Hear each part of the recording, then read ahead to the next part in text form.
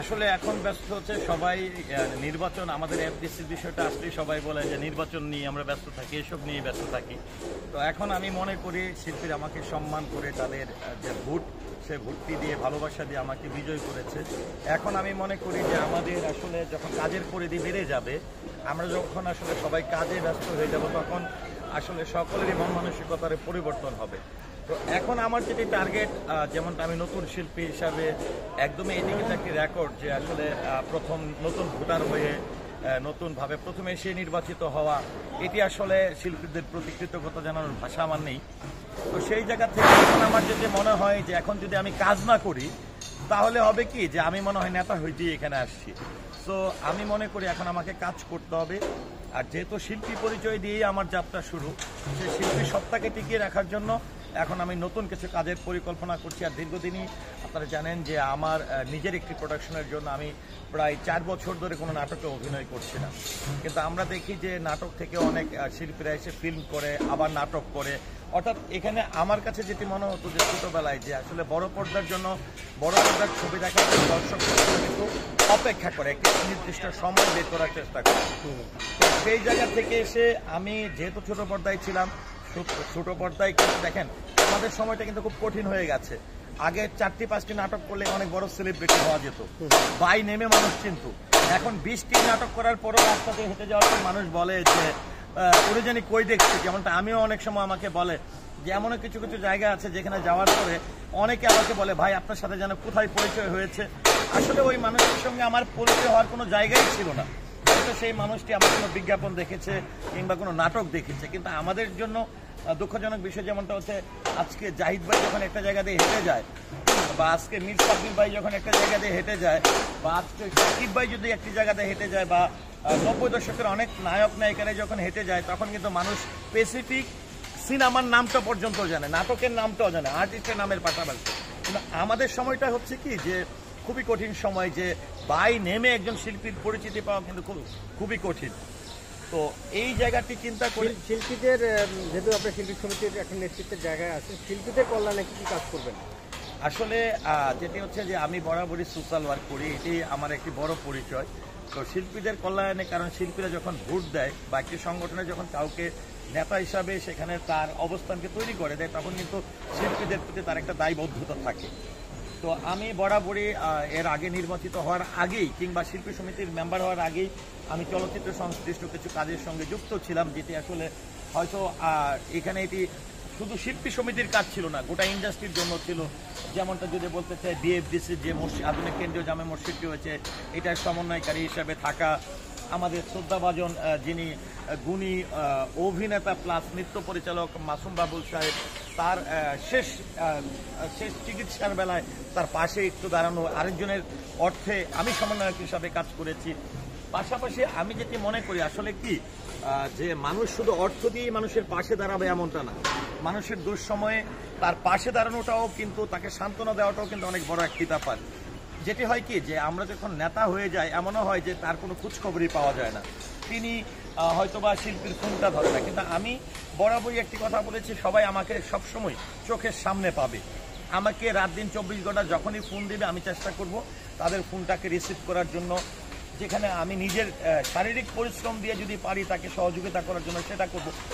পাশাপাশি যেটি অবশ্যই চাইবো, যেহেতু একটি কমিটির সঙ্গে যুক্ত হয়েছি, নবনির্বাচিত কমিটির সঙ্গে, অবশ্যই সেটাও চাইবো যে কমিটির সঙ্গে পর্যালোচনা করে তাদের সঙ্গে পরামর্শ করে শিল্পীদের কল্যাণে কি কাজ করা যায় সেই বিষয়গুলো নিয়ে অবশ্যই আমি চেষ্টা করব শিল্পী এবং সংগঠনের জন্য কিছু করার জন্য। ভাই একটা প্রশ্ন, আপনি নতুন নির্বাচিত হয়েছেন, হ্যাঁ, শুভকামনা। প্রশ্নটা হচ্ছে শিল্পীরা, মানে এফডিসিতে আসলে কোনো দুস্থ নাই, হ্যাঁ, একমাত্র শিল্পীরা দুস্থ, হ্যাঁ, মানে শিল্পীরাই আসলে অভাবগ্রস্ত সবসময়। তারা এই বিষয়টা আসলে আপনার কাছে কেমন লাগে? আমার কাছে আমি যেহেতু শিল্পী, আমিও দুস্থ না, আমার কোনো শিল্পীও দুস্থ না। আমার কাছে কোনো শিল্পী অভাবগ্রস্ত না। যদি অন্য শিল্পী অভাবগ্রস্ত হয়, আমি মনে করি আমি একটি পরিবারের মানুষ, আমি স্বচ্ছ তো সবাই স্বচ্ছ, আমি সেটাই মনে করি। আমার কাছে দুস্থ শিল্পী বলে কিছু নেই। না, ওই যে দেখি যে লাইন ধরে আপনারা ইয়ে দেন, খাবার দেন, হ্যাঁ, মানে বিরিয়ানি দেন, এই দেন সেই দেন, মানে সারা বছরই। এবং প্রধানমন্ত্রীর কাছে যে সাহায্য যদি পায়, যারা সাহায্য নেয় চলচ্চিত্রের, এর 80% হচ্ছে শিল্পী। ভাই এটার একটা উত্তর হচ্ছে কি, আমি আমার বাবাকে হারাইছি 2005-এ। তো এটা হয় কি, লাইন দৌড়ের যে বিষয়টা, এটা হলো একটা শৃঙ্খলা বজায় রাখা। হ্যাঁ, আমি যখন আমার বাবার যখন মৃত্যুবার্ষিকী করি, প্রায় 200 থেকে 250 মানুষের এখানে গেস্ট থাকে, আমি 300 সিটের ব্যবস্থা করতে পারি। তো সবাই কিন্তু একসঙ্গে বসতে পারে না, কেউ না কেউ অপেক্ষা করতে হয়। আর সবাই যখন একসঙ্গে হয়ে যায় তখন কিন্তু তাকে লাইন ধরে বা একটি নিয়মের মধ্য দিয়ে কিন্তু তাকে খাবার পরিবেশন করতে হয়। আচ্ছা, আপনি বলছিলেন যে শিল্পীদের কল্যাণে কাজ করবে, কিন্তু গত কয়েক বছর পর্যন্ত আমাদের কিন্তু শিল্পীদের কল্যাণে কি কাজ হচ্ছে বা হয় সেগুলো আমরা কখনোই দৃশ্যমান দেখছি না। শুধু দেখতে পাচ্ছি শিল্পীদের বদনাম, একে অপরকে নিয়ে মামলা হামলা গসিপিং করাই চলতেছে। তো এখন আপনাদের নির্বাচন হওয়ার পরবর্তী সময় কিন্তু আবার সেই আদালতের দ্বারস্থ আপনাদের হতে হয়েছে, তো এখনও এটা বিচারাধীন আছে। তো আপনারা আসলে আগামী 2 বছর আসলে এটা কতটা ওভারকাম করতে দেখেন, আদালতের দ্বারস্থ পৃথিবীর সবাই হতে পারে। আপনি নিজেও কাউকে বলতে পারবেন না যে আপনি কোনো কিছু হলে আদালতে যেতে পারবেন না, আপনি আমার বাইরে যেতে পারবেন না, যেতেই পারবে। হ্যাঁ, এটা যে কোনো মানুষ যেতে পারে। তো আমি যেটা হচ্ছে, যেহেতু আমি একদমই নিত্য নতুন একজন মানুষ, আদালত আমার কাছে অনেক দূরের ব্যাপার। বা আমি মনে করি যে আমার সমিতির সংশ্লিষ্ট যারা শিল্পীরা আছে সবাই আমার শ্রদ্ধাভাজন। আমি চেষ্টা করব যারা আসলে মূল নীতি নিয়ে, নৈতিকতা নিয়ে কাজ করে তাদের সঙ্গে থাকার জন্য। কে আদালতে গেল, কে কাকে কি করলো সে বিষয়টা না, আমার নৈতিকতার জায়গা থেকে, আমার দায়বদ্ধতার জায়গা থেকে আমি চেষ্টা করব সে শৃঙ্খলা বজায় রেখে কাজ করার জন্য। আচ্ছা, আপনি সত্যি করে বলুন তো, আপনি নির্বাচিত হওয়ার পরে আপনি আপনার গ্রামে গিয়েছেন, আমি খুব জানি, আপনার সোশ্যাল মিডিয়ায় আপনার অ্যাক্টিভিটিসের মধ্যে দেখলাম। তো যাওয়ার পরে আপনাকে কিন্তু কেউ প্রশ্ন করে নাই যে আপনার শিল্পী সমিতির এই যে কাদা ছড়াছড়ি বা এই নোংরামির বিষয়টিকে কখনো প্রশ্ন করেছে? এটি হচ্ছে কি, যে ধরেন আজকে যখন আমার একজন শিল্পী ক্ষতিগ্রস্ত হবে তখন কিন্তু স্বাভাবিকভাবে এটার দায়ভার আমার উপরে এসেও পড়বে। কারণ একটি জিনিস হচ্ছে কি, আমরা তো বরাবরই বলি একটি পরিবার, সেখানে আমি মনে করি যে আমাকে ছাড়া কেউ না, কাউকে ছাড়া আমি না, আমরা সবাই আসলে পরিপূরকভাবে একই ঘরে, একই পরিবারে। প্রশ্নবিদ্ধ হওয়ার বিষয়টি যেরকমটা আপনি আমাকে একজন গণমাধ্যম কর্মী হিসাবে করেছেন, আপনারা কিন্তু অভিনয় করেন না, এমনটা হয় না আপনাদের? আমি যদি আপনাকে প্রশ্ন করি যে গ্রামের মানুষ মনে করে যারা শুধু অভিনয় করে তারাই হয়তো মিডিয়ার লোক, কিন্তু যারা গণমাধ্যম কর্মী, মিডিয়া কর্মী হিসাবে কাজ করে তারাও কিন্তু গ্রামে গিয়ে যাওয়ার পর বলে, কিরে আজকে যেহেতু আমার সামনে এখানে রুহুল ভাই আছেন, রাহাত সাইফুল ভাই আছেন, আপনারা কিন্তু প্রশ্নবিদ্ধ হন যে শুনছি তুমি মিডিয়ার সঙ্গে কাজ করো, তোমাকে তো টেলিভিশনে দেখলাম না, সিনেমাতে দেখলাম না। আমাদের মানুষগুলো আসলে কি, এখানে এমন একটি ঘটনা বলতে হয় যে আমার মনে আছে যে নায়ক রাজ্জাক সাহেবের একটি ঘটনা শুনেছিলাম, শ্রদ্ধাভাজন, তিনি একটি জায়গায় শুটিং করতে গেলেন, আমার মনে নেই সেই ডিরেক্টরের কথা। তো তৎকালীন সময় 80 দশক বা 70 দশকে, 80 দশকে নায়ক রাজ্জাক মানে হচ্ছে ব্যাপক একটা ব্যাপার, বিশাল একটি ব্যাপার। তো তখন তিনি যে গ্রামটিতে শুটিং করতে গেছেন, সেখানে ওনাকে দেখার জন্য হাজার হাজার মানুষ এসে ভিড় করলেন। না, আপনি মনে হয় প্রশ্নটা বুঝেন নাই মনে হয়। আমি আপনাকে প্রশ্ন করেছিলাম আমি সেটির উত্তরই দিচ্ছিলাম, এটি স্বাভাবিকভাবেই, কারণ কোনো জিনিসই আসলে আমাদের জন্য ভালো না। যেমন কেমনটা বলে যে আসলে তোমাদের এখানে কি হচ্ছে, যেটা আমি বললাম যে আপনি যেটা আমাকে প্রশ্ন করেন, এখন আমার পরিকল্পনা কি, এখন আমার মনে হয় আমি নির্বাচিত হয়েছি, এখন যদি আমি কোনো ছবিতে কাজ না করি, আমি ভালো কিছু কাজ না করি, তাহলে বলবে এই ছেলেটা মনে হয় শুধু এইসব করার জন্য এখানে আসছে। তো এটি করতে গেলে আমাকে কি করতে হবে, আমার মূল পরিচয় সংগঠনের। আজকে আমি সংগঠনে কেন আজকে সদস্য হতে পেরেছি, সদস্য হিসাবে যে ফুলফিলটি হওয়া লাগে, যে কয়টি ছবি লাগে বা আরো কিছু বিষয় থাকে, যে একটি সংগঠন চাইলে কোনো একটি ব্যক্তি যদি 2-3টা কাজও থাকে বা যদি প্রয়োজন মনে করে, ওই সংগঠন ওই ব্যক্তি দ্বারা ওই প্রতিষ্ঠান বা সংগঠন উপকৃত হয়েছে বা সংশ্লিষ্ট, তার বিশেষ কোনো অবদান আছে, তাকে সম্মানপূর্বকভাবে কিন্তু যে কোনো প্রতিষ্ঠান কাউকে মেম্বার করতে পারে, সেই ব্যক্তিটি যদি সে গ্রহণযোগ্য হয়।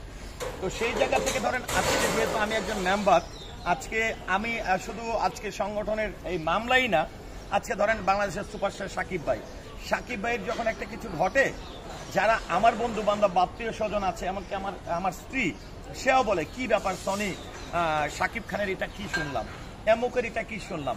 আবার এমন হয়েছে, দেখা গেছে যে আমাকে হয়তো সাধারণ অডিয়েন্স চিনে না, কিন্তু আজকে সাকিব খান যেই সমিতির একজন সদস্য, যিনি সম্মানিত সভাপতি ছিলেন, সেই সমিতির আজকে আমি কার্যনির্বাহী সদস্য।